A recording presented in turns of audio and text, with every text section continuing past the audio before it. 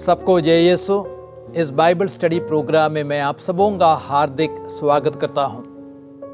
तो आज हमारे अध्ययन का विषय है टोबित का ग्रंथ और उसमें 14 अध्याय है। और टोबित के ग्रंथ के अध्ययन के समय मैं 7 मुख्य बिंदुओं पर प्रकाश डालना चाहता हूं।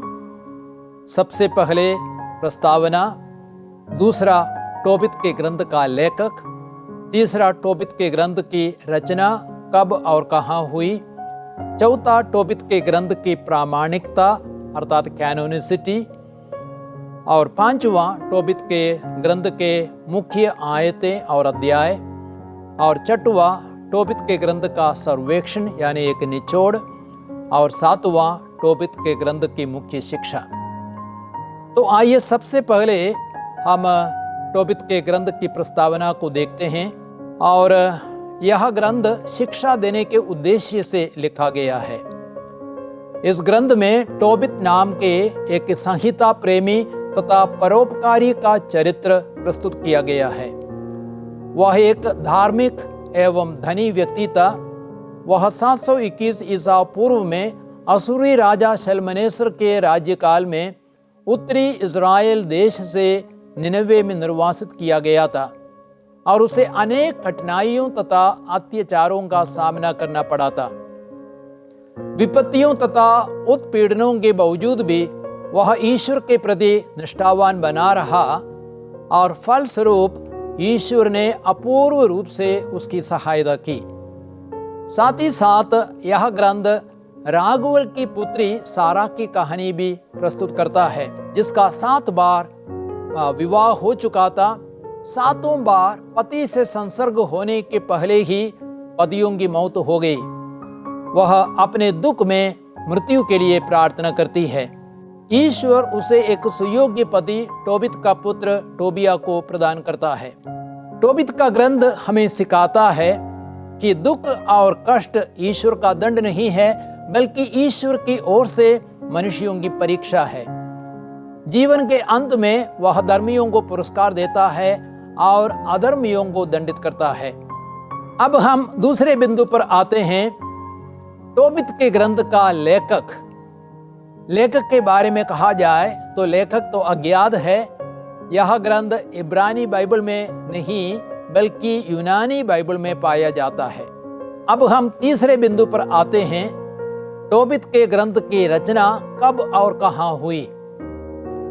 बहुत संभव है कि ग्रंथ की रचना लगभग 200 ईसा पूर्व या कुछ दशक बाद में हुई। चूंकि यहूदी धर्म एवं धार्मिक कार्य जैसे भिक्षादान, मुर्दों को दफनाना, धन्यवाद ज्ञापन आदि बातों पर जोर दिया गया है, ग्रंथ की रचना संभवतः फिलिस्तीन में हुई। मूल ग्रंथ अरामाइक या इब्रानी भाषा में लिखा गया था, जिसके कुछ अंश कुमरान की गुफाओं में पाए गए हैं। लेकिन सबसे पुराना संपूर्ण पाठ जो अब उपलब्ध है वह यूनानी भाषा में है। अब हम चौथे बिंदु पर आते हैं, अर्थात टोबित के ग्रंथ की प्रामाणिकता, कैनोनिसिटी ऑफ द बुक ऑफ टोबित। जैसे मैंने कहा, यह ग्रंथ यूनानी बाइबल में है लेकिन इब्रानी बाइबल में नहीं पाया जाता है। इसलिए प्रोटेस्टेंट विश्वासी इसे कानूनी नहीं समझते हैं। हालांकि संत जेरोम ने भी इसे कानूनी नहीं समझा, फिर भी उसने ग्रंथ को अरामाइक भाषा से लतीनी भाषा में अनुवाद किया। संत अगुस्तिन और अम्ब्रोस इसे कानूनी समझते हैं। हिप्पो की महासभा जो 393 में हुई थी और ट्रेंट की महासभा जो 1545 से 1563 के बीच में हुई थी, उन दोनों महासभाओं ने इसे कानूनी घोषित किया। अतः कैथोलिक कलीसिया इसे कानूनी मानती है। अब हम 5वें बिंदु पर आते हैं। टोबित के ग्रंथ के मुख्य आयतें और अध्याय। मुख्य आयतें हैं टोबित का ग्रंथ अध्याय 12, वाक्य संख्या 8 और 9, जहां भी लिखा गया है प्रार्थना तथा उपवास और भिक्षादान तथा धार्मिकता उत्तम है। दुष्टता से संचित धन संपदा की अपेक्षा धार्मिकता से कमाया हुआ थोड़ा धन ही अच्छा है। भिक्षादान स्वर्ण संचय से श्रेष्ठ है। भिक्षादान मृत्यु से बचाता है, हर प्रकार का पाप हरता है। जो भिक्षादान करता है उसे पूर्ण जीवन प्राप्त होगा। उसके अलावा एक दूसरी मुख्य आयत है तोबित का ग्रंथ अध्याय 13 वाक्य संख्या 10, जहां भी लिखा गया है, प्रभु की दयालुता की स्तुति करो और युग युगों के अधीश्वर को धन्य कहो, जिसे तुझ में उसके मंदिर का पुनर्निर्माण हो। वह तेरे निर्वासितों को लौटाकर तुझे आनंदित करे और जो दुखी थे उन सबको युग युग तक प्यार करे। अर्थात यहाँ पे हम यही देखते हैं, प्रभु की दयालुता की स्तुति करने से क्या होता है, प्रभु का मंदिर का पुनर्निर्माण हम लोगों में हो जाता है और बहुत संभव है प्रभु निर्वासितों को अपने देश में लौटाएंगे और आनंद प्रदान करेंगे। इसलिए तोबित का ग्रंथ हमें यही सिखाता है, अध्याय 13 वाक्य संख्या 10, कि हमें प्रभु की दयालुता की स्तुति करनी है, प्रभु को धन्यवाद देना है। और अब हम देखते हैं तोबित के ग्रंथ का मुख्य अध्याय है अध्याय 12। इस अध्याय में हम तोबित और तोबित की उदारता को देखते हैं। वे अजरिया को अर्थात रफाएल स्वर्गदूत को उसके सभी उपकारों के लिए वेतन के रूप में जो धन उन्हें मिला था उसका आधा भाग देने के लिए तैयार थे। इस पर रफाएल अर्थात अजरिया ने दोनों को एकांत में बुलाकर उनसे कई महत्वपूर्ण बातें कही। उसने कहा, ईश्वर का धन्यवाद कीजिए और सब प्राणियों के सामने यह घोषित कीजिए कि उसने हमारा कितना उपकार किया है। उसके नाम के आदर में धन्यवाद और स्तुतिगान कीजिए। ईश्वर के सत्कार्य प्रकट करने में संकोच मत कीजिए।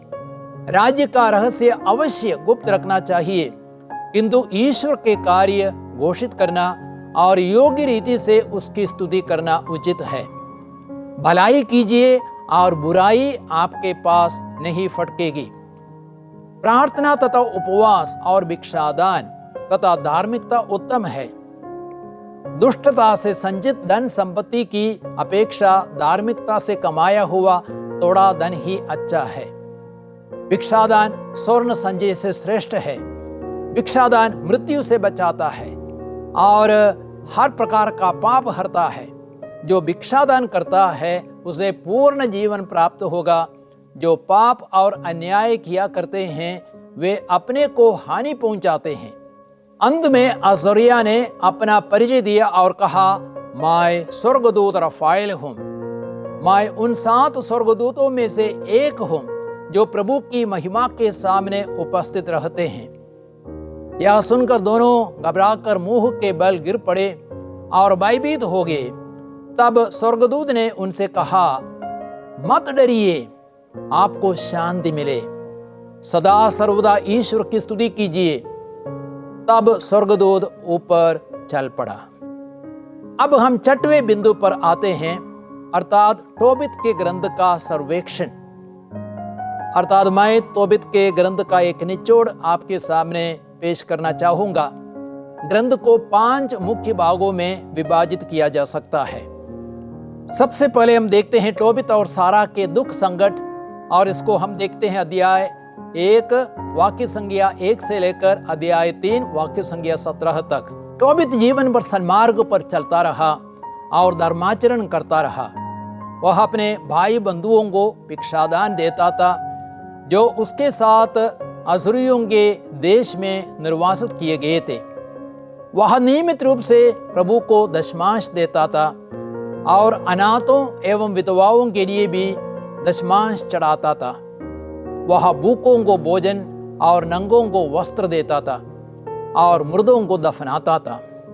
मुर्दों को दफनाने के कारण राजा उसे मार डालना चाहता था और राजा ने उसकी सारी संपत्ति जब्त कर ली। कुछ समय बाद तोबित को मोतियाबिंद हो गया और आहिस्ते आहिस्ते वह अंधा हो गया। उसकी पत्नी अन्ना के साथ उसका झगड़ा हो गया और पत्नी ने उसे फटकारा। तब तोबित बड़ा दुखी होकर मौत के लिए प्रार्थना करने लगा। उसी दिन मेदिया के एकबताना नामक नगर में रागुल की पुत्री सारा को भी घर की नौकरानी की फटकार सुननी पड़ी। सारा का विवाह 7 बार हुआ था और सारा का पति से संसर्ग होने के पहले ही एक पिशाच ने क्रमशः 7 पतियों को उसके पास आते ही मार डाला था। नौकरानी ने सारा को पतियों की हत्यारिन कहकर फटकारा और उस दिन सारा को बड़ा दुख हुआ।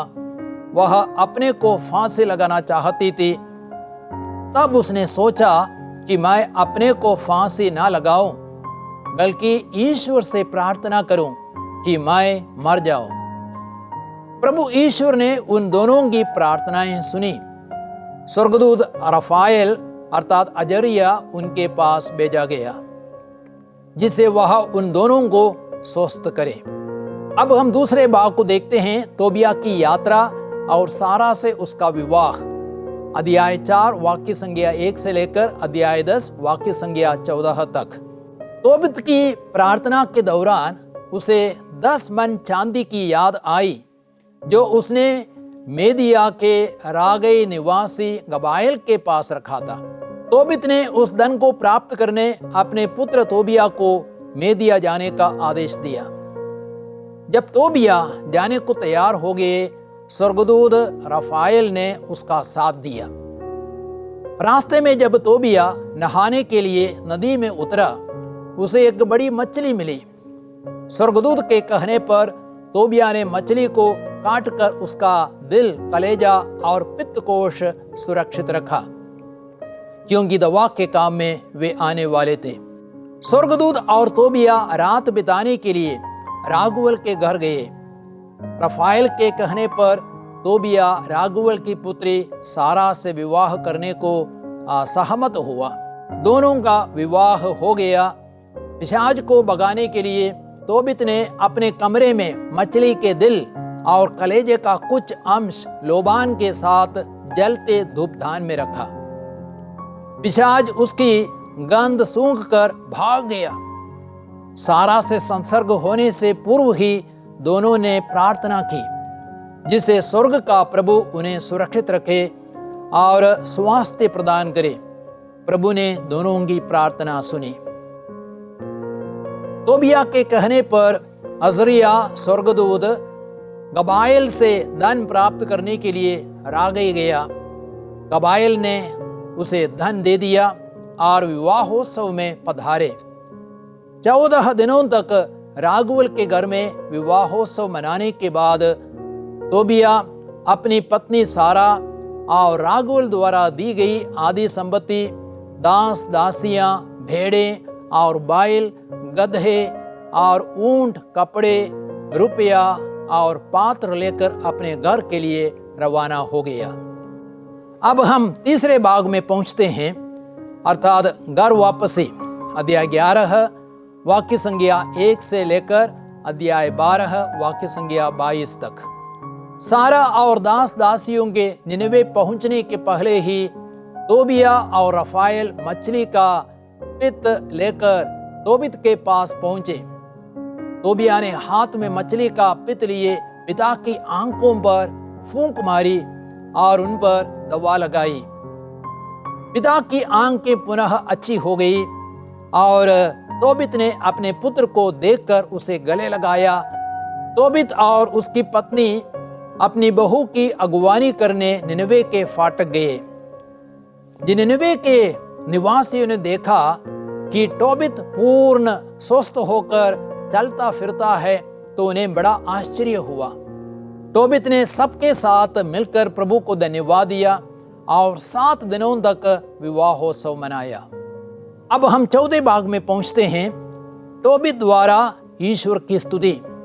अध्याय 13 वाक्य संज्ञा 1 से लेकर 18 तक। जब तोबित और तोबिया अजरिया को उचित वेतन देने के लिए तैयार हुए, तब अजरिया ने अपना परिचय देते हुए कहा कि वह स्वर्गदूत रफाएल है, जिसने तोबित और सारा की प्रार्थना को ईश्वर की महिमा के सामने प्रस्तुत की, जिसने ईश्वर की इच्छा अनुसार तोबित की परीक्षा ली, जिसने तोबित और सारा को स्वस्थ किया। रफाएल ने उनसे यह भी कहा कि वह अपनी इच्छा से नहीं बल्कि ईश्वर की इच्छा से उनके साथ रहा। इसलिए स्वर्गदूत उन्हें संदेश दिया कि वे पृथ्वी पर प्रभु का धन्यवाद करें, ईश्वर के महान कार्यों का बखान करें, सदा सर्वदा दिन प्रतिदिन ईश्वर का स्तुतिगान करें। उन्होंने ईश्वर को गाते हुए धन्यवाद दिया। वे ईश्वर के महान कार्यों का बखान करते रहे क्योंकि उन्हें ईश्वर का दूत दिखाई दिया था। अब हम 5वें भाग में आते हैं, अर्थात उपसंहार, अध्याय 14 वाक्य संज्ञा 1 से 15 तक। तोबित ने अपनी मृत्यु के पहले तोबिया को निनवे छोड़कर मेदिया जाने का आदेश दिया, क्योंकि नबियों की भविष्यवाणी के अनुसार निनवे का विनाश होने वाला था। तोबित का बाकी जीवन समृद्धि में बीता और 112 वर्ष तक वह जीवित रहा। अपनी माता की मृत्यु के बाद तोबिया और सारा निनवे छोड़कर मेदिया गए और एकबताना में अपने सास ससुर के साथ रहे। तोबिया ने अपने बूढ़े सास ससुर की भी उनकी मृत्यु तक अच्छी सेवा की और उन्हें दफनाया। मरने से पूर्व उसने निनवे के पतन को भी देखा। तोबिया की मृत्यु एक प्रतिष्ठित नागरिक के रूप में 117 वर्ष की अवस्था में हुई। अब हम 7वें बिंदु पर आते हैं, अर्थात तोबित के ग्रंथ की मुख्य शिक्षा। तो यह एक बहुत ही महत्वपूर्ण बात है। सबसे पहले तोबित का ग्रंथ हमें सिखाता है कि ईश्वर हर परिस्थिति में हमारे साथ है। हमें हर हालत और परिस्थिति में ईश्वर पर विश्वास रखना है। ऐसे समय में भी जब हमें लगता है कि ईश्वर ने हमारा परित्याग किया है। तोबित असूरी राजा शल्मनेसर के राज्यकाल में बंदी बनाकर तिस्बे से निर्वासित किया गया था। अविश्वासी लोगों के बीच में रहते हुए और अनेक दुख कष्टों के बावजूद भी उसने ईश्वर पर भरोसा रखा और फलस्वरूप ईश्वर ने अपूर्व रूप से उसकी सहायता की। और एक दूसरी शिक्षा यह है, परोपकार के कार्य हमें करना है। भलाई कीजिए और बुराई आपके पास नहीं फटकेगी। प्रार्थना तथा उपवास और भिक्षादान तथा धार्मिकता उत्तम है। भिक्षादान स्वर्ण संचय से श्रेष्ठ है। भिक्षादान मृत्यु से बचाता और हर प्रकार का पाप हरता है। जो भिक्षादान करता है उसे पूर्ण जीवन प्राप्त होगा। तो हमें भिक्षादान करने को सीखना है। तोबित के ग्रंथ अध्याय 12 वाक्य संज्ञा 7 से 9 तक में इन बातों को हम पढ़ते हैं। और इस ग्रंथ की तीसरी मुख्य शिक्षा है, ग्रंथ हमें सिखाता है यदि अच्छे एवं धर्मी लोगों के जीवन में दुख संकट आता है, उसके पीछे ईश्वर की कोई अच्छी योजना है। तोबित संहिता प्रेमी तथा परोपकारी व्यक्ति था, फिर भी उसकी संपत्ति जब्त कर ली गई और वह अंधा हो गया। सारा का निष्कलंक होने के बावजूद भी उसके 7 पति विवाह की रात में ही मारे गए। उसकी नौकरानी ने भी उसकी निंदा की, लेकिन तोबित और सारा ने प्रभु पर विश्वास किया और ईश्वर से प्रार्थना की।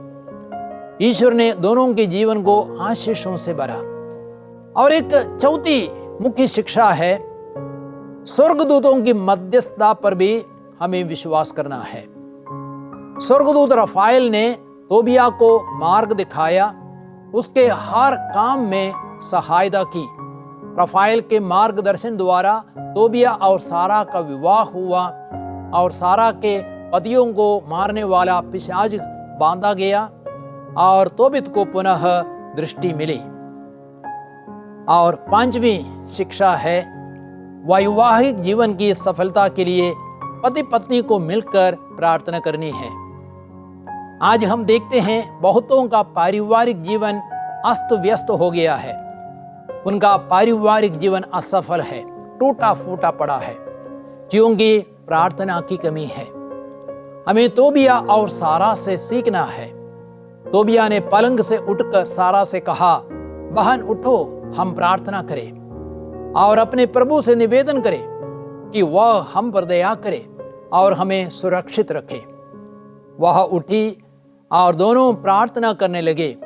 उन्होंने प्रभु से निवेदन किया कि वह उन्हें सुरक्षित रखे और प्रभु ने दोनों के जीवन को सुरक्षित रखा।